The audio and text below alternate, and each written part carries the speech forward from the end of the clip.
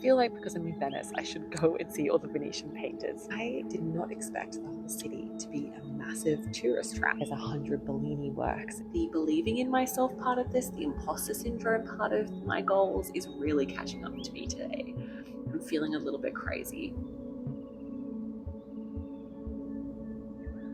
Good morning. Um, I've been in Venice for 3 days, and today is my last day in Venice. And today I'm going to go to some art museums. I'm trying to decide which one to go to because I can't really afford to go to both. I'm trying to decide between the Peggy Guggenheim and the Gallery dell'Accademia. I think I'm going to go to the Dell Academia one because it's got all the Venetian painters in it. And normally I would opt for a modern art museum, but I feel like because I'm in Venice, I should go and see all the Venetian painters. And as much as I love classic paintings, I am much more of a modern gal.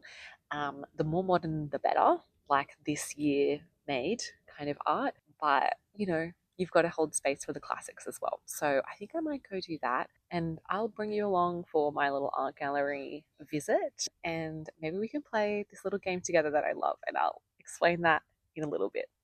Um, but for now, I'm sitting in my hostel garden and having breakfast with a cup of tea and gonna just enjoy a quiet moment before I go out into the crazy Venice.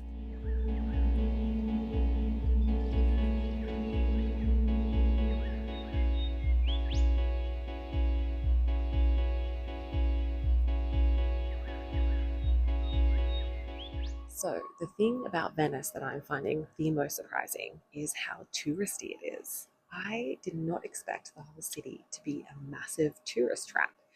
I got here and was expecting this like authentic Venetian experience that you see in movies and TV shows. And I think growing up in Australia, you kind of get that a lot. You kind of get this idea of what something is instead of what it actually is.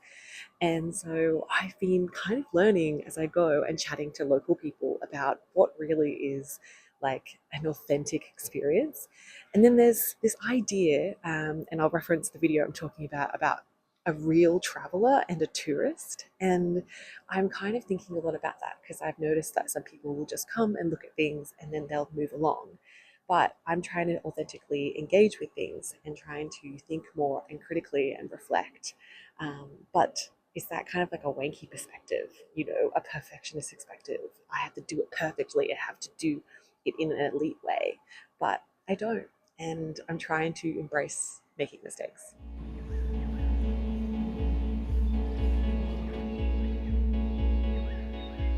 What I kind of mean by like the perfect tourist is like you don't buy things from tourist traps. You don't engage in tourist traps. You get worried about getting caught out. You get worried about spending too much money. And there's this worry that you're going to be too much of a tourist. Like people are going to clock you as a tourist. People are going to take advantage of you, all that kind of stuff. And I'm trying to break down that mindset because I'm traveling for so long and trying to just be like, it's okay. I am a tourist. It's okay to go to these massive museums where there's 100 Bellini works and beautiful masterpieces and just enjoy them for what they are.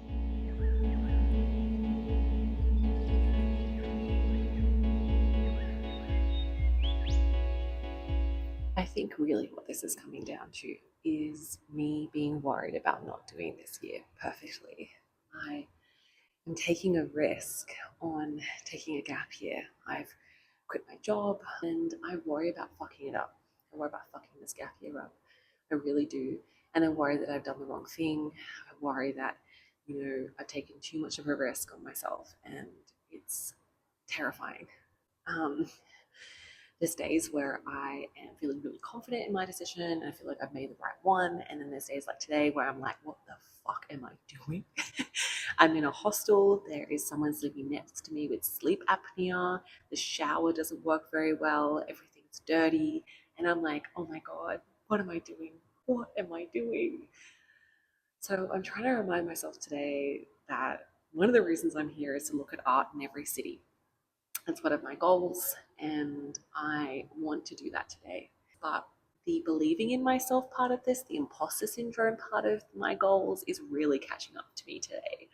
I'm feeling a little bit crazy, but I'm trying to embrace that. I'm trying to just let it happen and let the waves of the emotion happen, and maybe tomorrow I'll wake up and feel more in myself and more proud of myself for doing this. But today I feel crazy. So, just some realness for you all, um, and just some thoughts about tourism and traveling and the ethics of it as well. And I need to do some more reading about it because it's something that I'm starting to think a lot about, and how I can better put my money into local economies and, um, support the artists that live here. These big museums are amazing, but they're full of artists who are long dead, and the people who are getting the money are the government or the collectors. So I want to support the local artists better. So I need to go find them, and I need to go to their galleries and the smaller places and support people like I do in Melbourne. So I'm just going to walk around and enjoy the art for what it is. It is beautiful. I'm loving it already. And just relax my shoulders, take a deep breath, and drink some water, and just have a nice day. Go get a coffee and an Aperol spritz later. And yeah, just enjoy for what it is and don't overthink.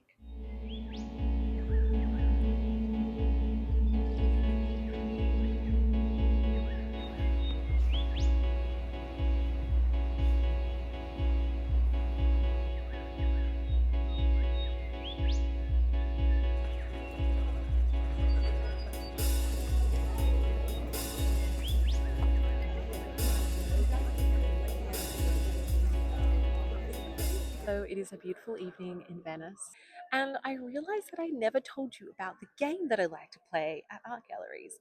It is a game my sister made up, I'm pretty sure, and it is when you're at an art gallery, when you're looking at a piece of art, instead of trying to figure out what it's actually about, you just make up any bullshit that you want and pretend that you're an expert on this artwork and go, it's actually about this.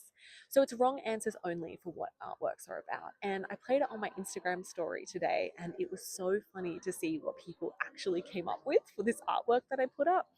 I love how creative people are, and they come up with things that I would never even think of.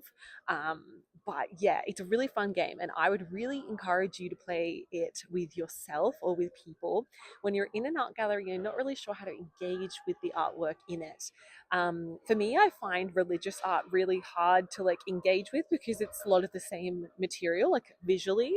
It's like Jesus and Mary or the apostles or a saint, and it all gets really samey after a while. So I really enjoy playing this game because it helps me to kind of come up with new ways of thinking with artworks. I don't know whether I should be surprised or impressed about the amount of butthole jokes that are coming through because I did not even think of that.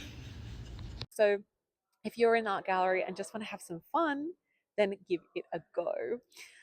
Um, I'm going to probably end this video here because I'm heading back to my hostel. I need to have dinner, and then I'm going to go to Milan tomorrow.